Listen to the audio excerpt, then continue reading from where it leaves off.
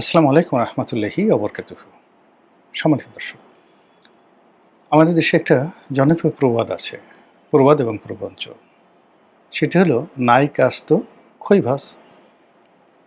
এবং আপনারা যারা গ্রাম বাংলায় বড় হয়েছেন তারা জানেন যে খই ভাজা যখন হয় এবং সেই খইয়ের সঙ্গে ধান থাকে এবং সেগুলো বাছতে বহু সময় লাগে। চাল ডাল একত্র করলে যেভাবে আলাদা করতে সময় লাগে, তেমনি খই ভাজার যে পর্ব, এটা হলো প্রাথমিক পর্ব। আর দ্বিতীয় পর্ব হলো ওই খইয়ের ভেতর থেকে ধানের যে খোসাগুলো সেগুলো বের করা।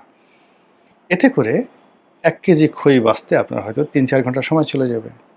তো যখন আপনি বেকার থাকেন, কোনো কাজকর্ম থাকে না, তখন আপনি এই খই ভাজবেন এবং খই বাছবেন। তারপরে খই খাবেন। এজন্য বলা হয় নাই কাস্ত খই ভাজ। এখন বাংলাদেশের অবস্থা হলো এই, যখন আপনি কোনো কিছু মিলাতে পারবেন না, তখন এই কাজ আওয়ামী লীগ করেছে।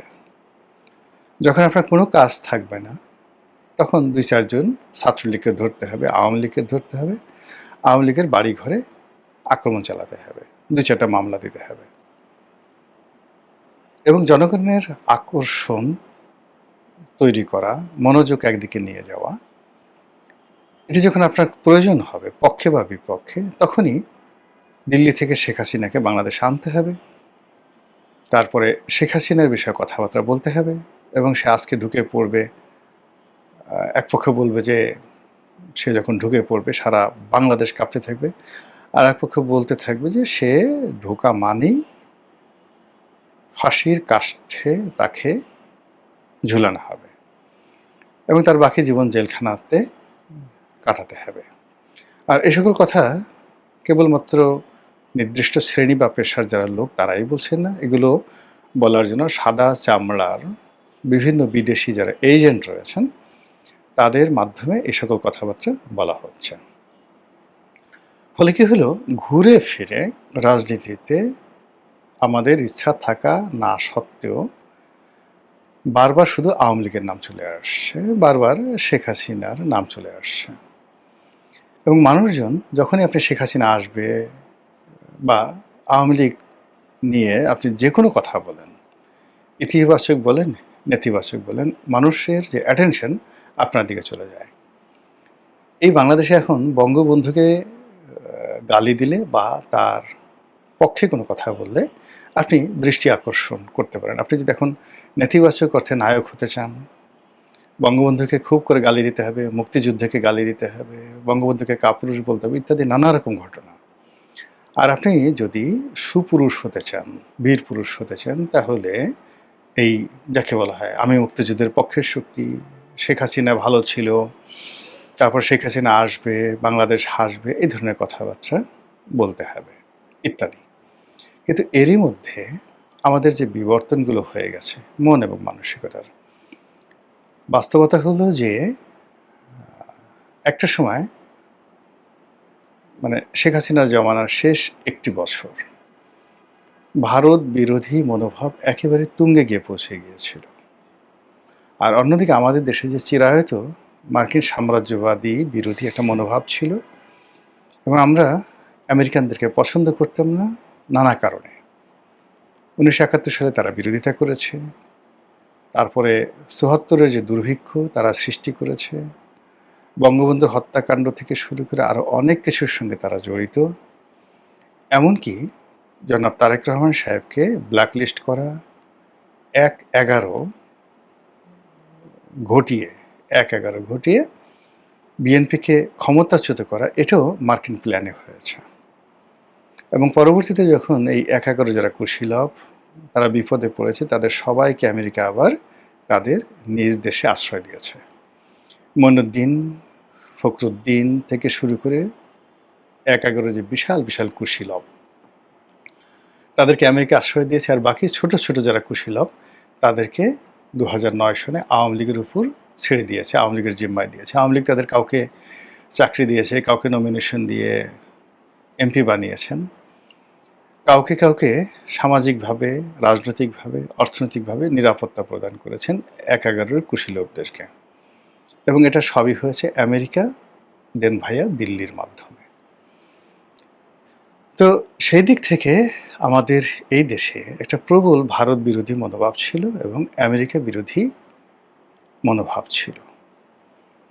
কিন্তু শেখ হাসিনার জমানার শেষ একটা বছরে যেকোনো কারণে হোক না কেন মানুষের মন আমেরিকার দিকে ঝুঁকে যায় এবং বিএনপি, জামাত, অন্যান্য এমনকি বামপন্থী যারা লোকজন আছে তারাও আমেরিকার Joe Biden, Peter D Haas এদের ভক্ত হয়ে পড়ে এবং আওয়ামী লীগের প্রতি মানুষের যে বিরক্তি এমন একটা পর্যায়ে পৌঁছে গিয়েছিল, সবাই চাচ্ছিল যে পিটার হাস বাংলাদেশের প্রধানমন্ত্রী হন, প্রেসিডেন্ট হন, জনগণ ভোট দেবে। পিটার হাসের জনপ্রিয়তা এমন একটা পর্যায়ে চলে গিয়েছিল। কিন্তু সেই পিটার হাস, ডোনাল্ড লু, এমনকি আমরা বহু মানুষ ডোনাল্ড লুকে শান্তির অবতার মনে করতাম যে সে কেন আসে না। আমরা অনেকেই চিন্তা করতাম যে আমেরিকা এত দেশে এত বোমা মারে, এত সৈন্য পাঠায়, তারা কি সৈন্য পাঠিয়ে সেই শেখ হাসিনার যে পেটো বাহিনী তাদেরকে দমন করতে পারে না? এরকমভাবে আমরা সেই আমেরিকার শক্তিটাকে ওয়েলকাম করতাম এবং তাদেরকে আবাবিল পাখি মনে করতাম। যাই হোক, সেই আমেরিকার যে তুমুল জনপ্রিয়তা, পিটার হাসের জনপ্রিয়তা সব উইদিন ৪-৫ মাসের মধ্যে বুমেরাং হয়ে যায় ইনুস জমানাতে। এবং যখন মার্কিন ডিপ স্টেট পলিসির কথা জানাজানি হয়, প্রথম থেকে মানুষ গা করেনি। কিন্তু যেভাবে আমেরিকার আধিপত্য বাড়তে থাকে, যেভাবে আইন শৃঙ্খলার অবনতি হতে থাকে, যেভাবে মব কালচার বাড়তে থাকে এবং যেভাবে যারা জুলাই আগস্ট বিপ্লবের সমন্বয়ক, সেই সমন্বয়ক পরিচয়ে চাঁদাবাজি, রাহাজানি থেকে শুরু করে মানে এমন কোনো অপকর্ম নয়, বেয়াদবি পুরো সমাজটাকে তারা উল্টে দেয়, পাল্টে দেয়। অশ্লীল ভাষায় কথা বলে, গালাগালি করে, যেখানে সেখানে মব করে, মানুষের জীবনে রীতিমতো জাহান্নাম তারা ডেকে নিয়ে আসে। তখন সবাই বলতে প্রথমে বলে যেই লাউ সেই কদু। আগে যা ছিলাম তাই তো হচ্ছে, এই ছাত্রলীগ, এই সমন্বয়। আর কদিন পরে দেখা গেল যে না, এদের তুলনায় ছাত্রলীগ ভালো ছিল, এদের তুলনায় যুবলীগ ভালো ছিল এবং ইউনূসের তুলনায় শেখ হাসিনা ভালো ছিল বলে সবাই বলতে শুরু করে আগেই আমরা ভালো ছিলাম। জাস্ট আফটার 3-4 মান্থ এবং ধীরে ধীরে ধীরে ধীরে সেই আমেরিকার বিরুদ্ধে মানুষের জনমত আবার সে আগের মতো হতে থাকে এবং পিটার ডি হাস রাতারাতি, ডোনাল্ড লু, পিটার ডি হাস রাতারাতি ভিলেনে রূপান্তরিত হন। তো এই যে তারা ভিলেনে রূপান্তরিত হলেন এবং সেই রূপান্তরিত হতে হতে আমেরিকা বুঝলেন যে তাদের হাতে সময় বেশি নাই, ক্ষমতা খুব দ্রুত পরিবর্তন করতে হবে, হতে হবে, অথবা যদি আমরা এটা নিজেরা নেগোসিয়েশন না করি তাহলে শেখ হাসিনার বিরুদ্ধে যেভাবে একটা গণ-অভ্যুত্থান হয়েছে, ইউনূসের বিরুদ্ধে তার সাথে আরও বড় ম্যাসিভ গণ-অভ্যুত্থান হবে।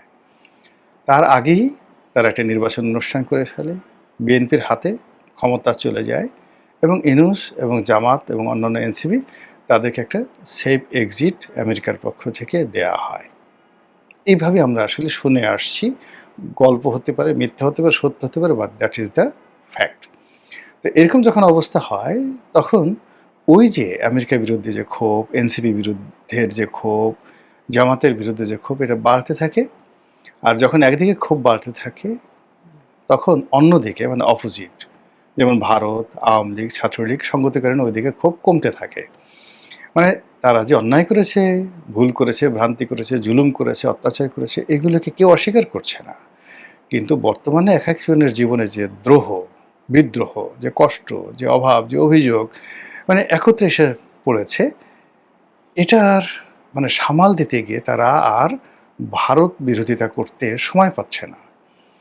খুব করে উস্কানি দেওয়া হচ্ছে বিভিন্ন মহল থেকে, এই ভারতের দিল্লি না পিন্ডি, সবার আগে Bangladesh, I have a plan. মানে এই জিনিসগুলো এখন অনেকটা মানুষের মুখে মুখে ফিরছে নেতিবাচক অর্থে। এখন নরেন্দ্র মোদী দিল্লি, অমিত শাহ বা সীমান্তে যে পুশিং হচ্ছে, এগুলো নিয়ে সীমান্ত উত্তেজনা আছে, কিন্তু বাংলাদেশের মানুষ তারা বলছে ভাত দাও, কর্ম দাও, ব্যবসা দাও, বাণিজ্য দাও, ইত্যাদি ইত্যাদি। ভাত দে হারামজাদা, নচেৎ মানচিত্র খেয়ে ফেলবো।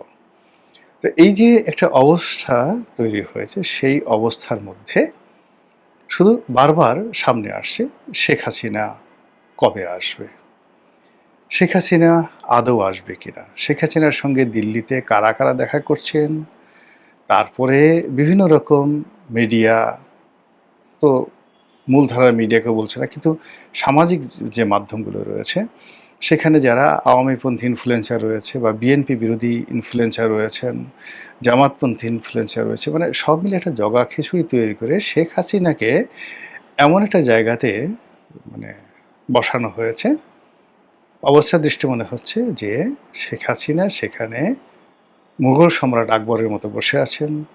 নরেন্দ্র মোদী, ভ্লাদিমির পুতিন, আমেরিকার প্রেসিডেন্ট ডোনাল্ড ট্রাম্প নিয়মিত সেখানে তাদের প্রতিনিধি পাঠাচ্ছেন এবং শেখ হাসিনাকে বাংলাদেশে পাঠানোর জন্য, বরণ করে নেওয়ার জন্য তারা সর্বাত্মক প্রস্তুতি নিচ্ছেন। এবং শেখ হাসিনা যেদিন আসবে, মানে এরকম একটা আওয়ামী লীগের লোকজন প্রচার করছে, সেই দিন ভারতের জঙ্গি বিমানগুলো, আমেরিকার জঙ্গি বিমানগুলো, এমনকি রাশিয়ার জঙ্গি বিমানগুলো একত্রে শেখ হাসিনার যে প্লেনে তিনি আসবেন সেই প্লেন গার্ড দিয়ে বাংলাদেশে নিয়ে আসা হবে। এইরকম একটি অবস্থা তৈরি হয়েছে। আর যখন এরকম একটা ঘটনা ঘটে, শেখ হাসিনা তো খুব ছোট খেলোয়াড় নন, অনেক পাকা খেলোয়াড়, বহু ঘাটে পানি খেয়েছেন, বহু মানুষকে নাস্তানাবুদ করেছেন, জীবনে বহু উত্থান পতন দেখেছেন। কাজেই এরকম একটা যে পরিবেশ তৈরি হয়েছে, সেই পরিবেশটিকে 16 আনা নিজের পক্ষে ব্যবহার করার জন্য যত কৌশল রয়েছে, যত শক্তি প্রয়োগ রয়েছে, যত সম্পদ বিনিয়োগ রয়েছে, সব জিনিসগুলো তারা মানে আওয়ামী লীগ এবং শেখ হাসিনা নিজে যুগপৎভাবে তারা করছে। ভারত তাদের শতভাগ ওকে আছে।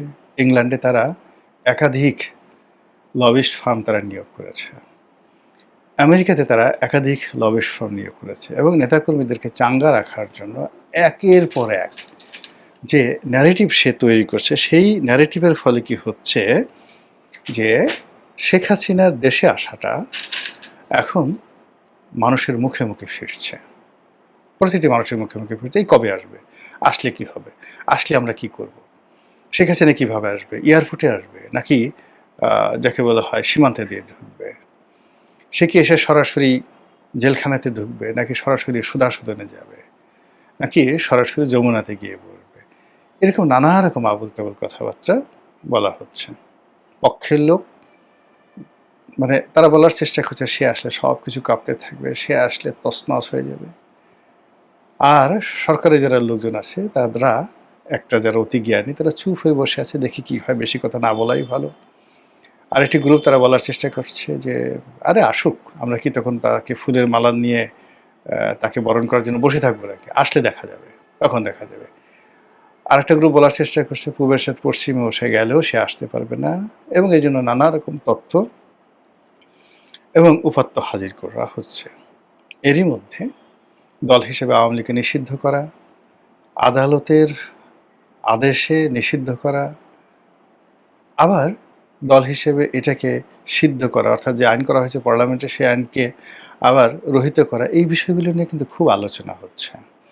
আওয়ামী লীগকে রিকনসিলিয়েশন করা, আওয়ামী লীগকে চিরতরে ব্যান করা, বিকল্প শক্তি হিসেবে আওয়ামী লীগকে ব্যবহার করা, পুরো জিনিসের মধ্যেই বারবার শুধু আওয়ামী লীগের নাম চলে আসছে, শেখ হাসিনার নাম চলে আসছে এবং তার দেশে ফেরার কথা চলে আসছে, এবং একই সঙ্গে আবার ডক্টর মোহাম্মদ ইউনূসকে নিয়ে কিন্তু আলোচনা হচ্ছে, নতুন করে আলোচনা হচ্ছে, তারেক রহমান সাহেবকে নিয়ে আলোচনা হচ্ছে, তাকে ভয় দেখানো হচ্ছে। তিনি ভয় পাচ্ছেন বা না পাচ্ছেন ডাজ নট ম্যাটার, কিন্তু তাকে প্রচণ্ডভাবে ভয় দেখানো হচ্ছে যে আপনার বাবার মতো আপনি বিপদে পড়বেন, আপনার বাবা কথা শুনেননি, আপনি আমাদের কথা শুনেন, ঢাকার বাইরে যাবেন না আর ঘর থেকে বেরোবেন না। একবার যদি তাকে ভয় দেখানো যায় এবং ঘরের মধ্যে আবদ্ধ রাখা যায়, তাহলে বিএনপিকে আচ্ছা মতো কাট্টুস করে বিএনপির যারা প্রতিপক্ষ তারা একেবারে ক্ষমতার দ্বার প্রান্তে চলে যেতে পারে, এবং 5 বছর তো দূরের কথা, 5 মাসও হয়তো তাদেরকে অপেক্ষা করতে হবে না যদি তারা বিএনপিকে ভয় দেখাতে পারে। এবং সেই কাজগুলো জলে স্থলে অন্তরিক্ষে প্রতিটি পক্ষ করে যাচ্ছে। তার বিপরীতে বিএনপি কী করছে বা কী করবে সেটি এখন দেখার বিষয়। মহান আল্লাহ আমাদের সবাইকে হেদায়েত দান করুন এবং হেফাজত করুন। আসসালামু আলাইকুম রহমতুল্লাহি ওয়া বারাকাতুহু।